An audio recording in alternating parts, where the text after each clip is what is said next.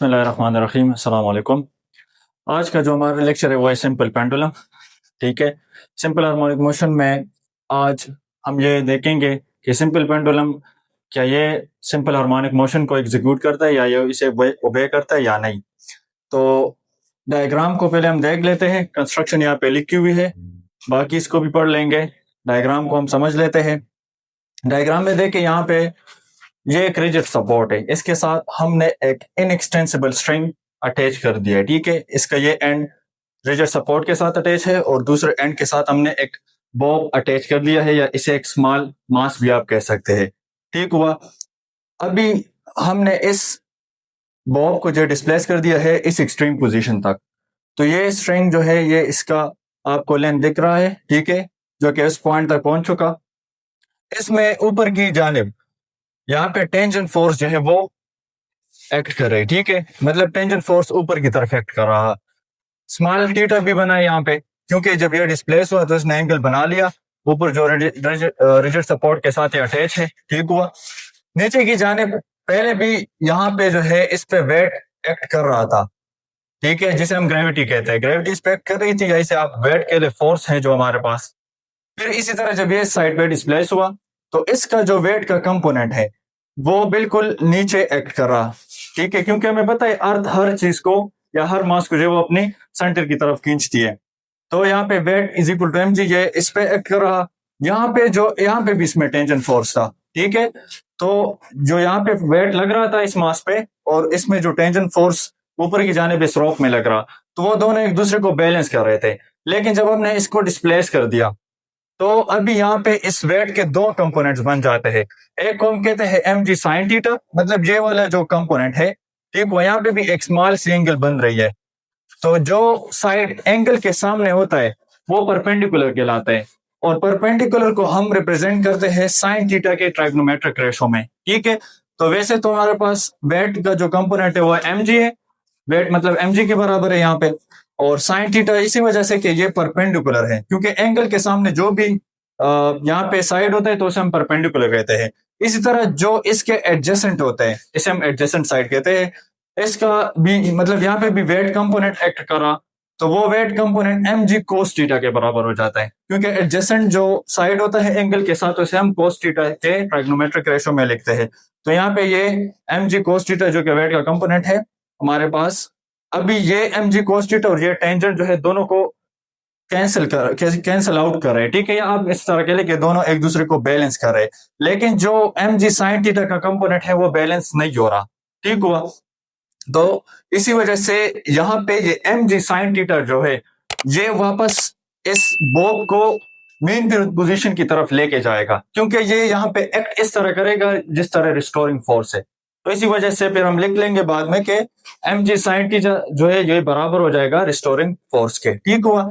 तो ये यहाँ पे हमने इस डायग्राम को एक्सप्लेन कर दिया। बाकी यहाँ पे आपको ये O, P और Q पॉइंट दिख रहा है, मतलब यहाँ पे एक ट्राइंगल सा बन रहा है। ठीक है, यहाँ पे भी हमने जो है पॉइंट नेम दिए है जो कि S है और R है, तो Q R S। ठीक हुआ। तो ये भी एक ट्राइंगल सा बन रहा है। जब ये यहाँ पे डिस्प्लेस हुआ तो इसने थोड़ा सा आर्क बना लिया है, मतलब डिस्प्लेसमेंट कवर किया है, तो इसी वजह से एक आर्क सा बना है जो कि S है, और यही जो है इसे डिस्प्लेसमेंट X भी कहा जाता है। ठीक हुआ।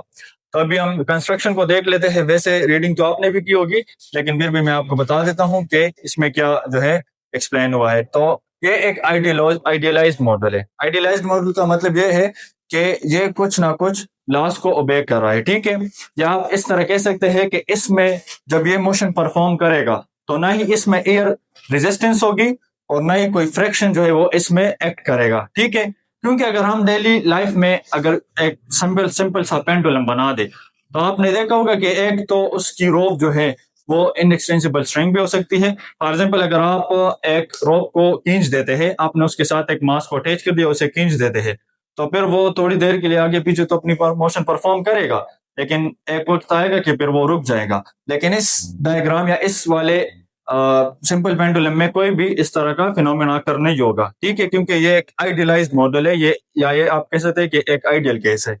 तो consisting of A point mass suspended by a weightless inextensible string supported from a fixed frictionless support। यहाँ पे इसके साथ एक पॉइंट मास अटैच है, ठीक है, जिसके मतलब मास बहुत ही ज्यादा कम है, और ये पे सस्पेंडेड है किसके साथ, ऊपर एक फ्रैक्शनलेस सपोर्ट के साथ, ठीक हुआ। और ये मास भी जो है अटैच है एक स्ट्रिंग के साथ, जो कि फिर वो स्ट्रिंग ऊपर फ्रैक्शनलेस या मतलब आप कह सकते हैं कि रिजिड सपोर्ट के साथ अटैच है। यहाँ पे अभी ये मेन जो 3 पॉइंट्स है ये बहुत ही लाजमी है, इसने आपने जो है इसे रिमेंबर करना है। वो ये है कि the Bob is small compared with the length L. जो बोब है वो क्या होगा, वो बहुत ही ज्यादा स्मॉल होगा लेंथ के हिसाब से, जो इस स्ट्रिंग की लेंथ है उसके हिसाब से ये बहुत ही ज्यादा स्मॉल होगा। दूसरा पॉइंट ये है कि mass of the string is much less than the bob's mass. जो लेंथ स्ट्रिंग की जो मास है, ठीक हुआ, इसके मास बहुत ही ज्यादा कम होगा इस बॉब के मास से, तो तभी हमारे पास ये एक आइडियलाइज्ड मॉडल बनेगा। फिर है द कोड आर स्ट्रिंग, ये जो कोड आपको दिख रही है स्ट्रिंग आप कह सकते हैं, remain straight and doesn't stretch. ये मतलब इनएक्सटेंसिबल स्ट्रिंग होगा, बिल्कुल स्ट्रेट होगा और इसमें कोई स्ट्रेचनेस नहीं होगी, तो आप इस तरह सिंपली कह सकते हैं कि ये एक इनएक्सटेंसिबल स्ट्रिंग होगा। अभी इस मेन पॉइंट्स को देख लेते हैं। मोशन इज फ्रैक्शनलेस, पहले भी बता दिया आपको। एयर रेजिस्टेंस में निगलेक्ट करेंगे हम, क्योंकि जब ये मोशन करेगा तो अगर एयर रेजिस्टेंस होगी तो फिर कोई भी सिंपल हार्मोनिक मोशन ये ओबे नहीं करेगा या सिंपल हार्मोनिक मोशन एग्जीक्यूट नहीं होगा।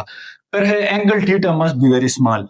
अच्छा, अब इस पॉइंट की तरफ आते हैं, ठीक हुआ, ये बहुत ही ज्यादा इंपॉर्टेंट पॉइंट है, क्योंकि जब सिंपल पेंडुलम मोशन परफॉर्म करेगा तो उसमें अगर थीटा बहुत ही ज्यादा स्मॉल हो तब ही ये सिंपल हार्मोनिक मोशन को एग्जीक्यूट करेगा या सिंपल हार्मोनिक मोशन को ओबे करेगा, ठीक हुआ।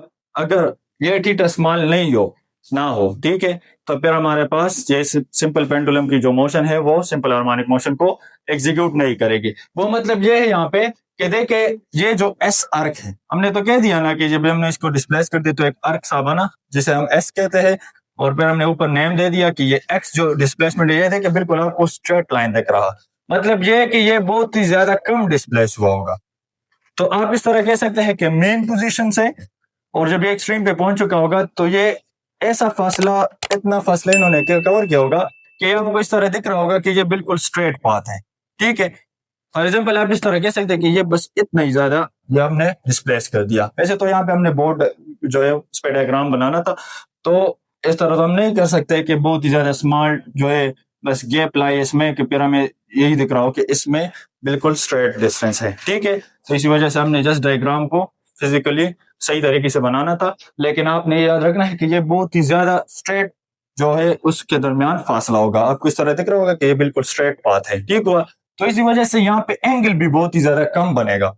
तो ये आपने याद रखना है कि एंगल थीटा यहाँ पे क्या होगा, बहुत ही ज्यादा कम होगा। Perform back and fourth motion, ये तो सही है कि आगे पीछे अपनी हरकत को कंटिन्यू रखेगा या ऑसिलेशन परफॉर्म करेगा।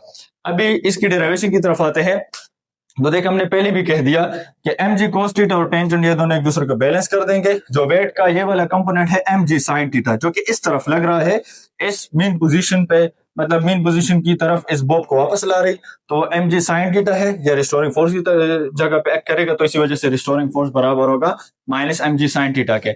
माइनस इस वजह से लगा है कि ये जो है मीन पोजीशन की तरफ एक्ट कर रहा है, ठीक है। मतलब एम जी साइन थीटा तो हमारे पास जो है वो इस डायरेक्शन में होगा, लेकिन दोनों की डायरेक्शन एक दूसरे के अपोजिट होगी, इसी वजह से हमने यहाँ पे माइनस लगा दिया है।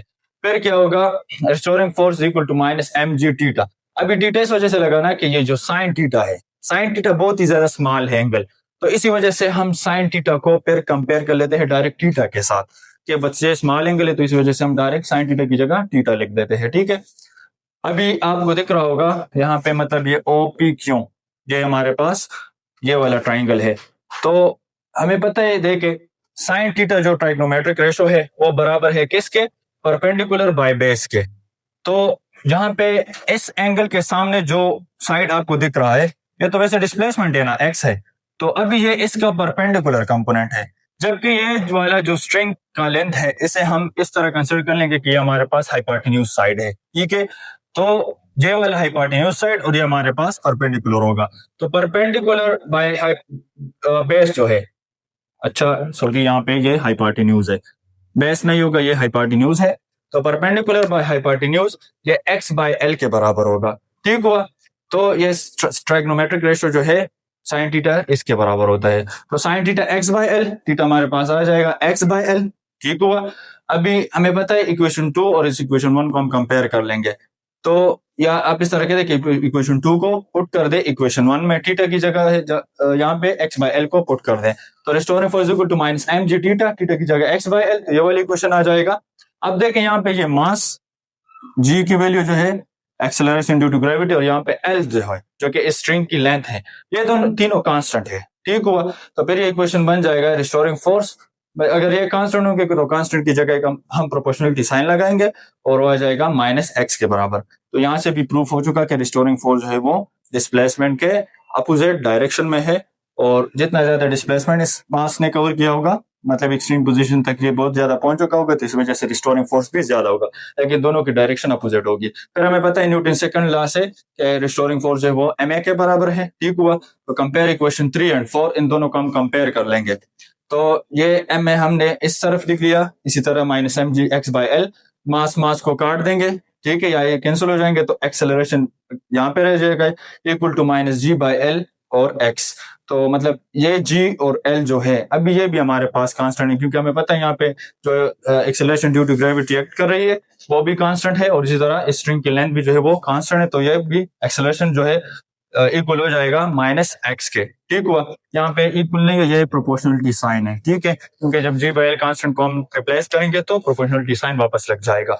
तो यहाँ से जाहिर हो रहा है कि एक्सेलरेशन भी डिस्प्लेसमेंट के डायरेक्टली रिलेट है, लेकिन दोनों जो है अपोजिट डायरेक्शन में। आप इस तरह कह सकते हैं कि एक्सेलरेशन जो है एक्ट करेगा मीन पोजीशन की तरफ। ठीक हुआ, तो हम ये कह सकते हैं कि ये क्वेश्चन हमें ये शो कर रहा है कि जो सिंपल पेंडुलम की मोशन है वो सिंपल हार्मोनिक मोशन को ओबे कर रही है। ठीक है, और यहाँ पे भी ये पॉइंट कुछ लिखे थे, तो रिस्टोरिंग फोर्स जो है वो क्या करेगा, प्रोवाइडेड बाय वेट कंपोनेंट, वो हमारे पास एम जी साइन थीटा, जो वेट का component M G sine theta है ये रिस्टोरिंग फोर्स प्रोवाइड करेगा। दूसरा ये कि टेंजन फोर्स है वो बैलेंस हो जाएगा वेट के कौन से कंपोनेंट से, एम जी कोस थीटा के कंपोनेंट से। और इसी तरह जो स्मॉल एंगल्स होगा, तो इसी वजह से जो हमारे पास अर्क लेंथ है, ठीक हुआ, यहाँ पे जो स्मॉल एंगल बन रही है ना, इसी अर्क की जो लेंथ है वो नियरली या ऑलमोस्ट इक्वल हो जाएगी किसके, डिस्प्लेसमेंट के।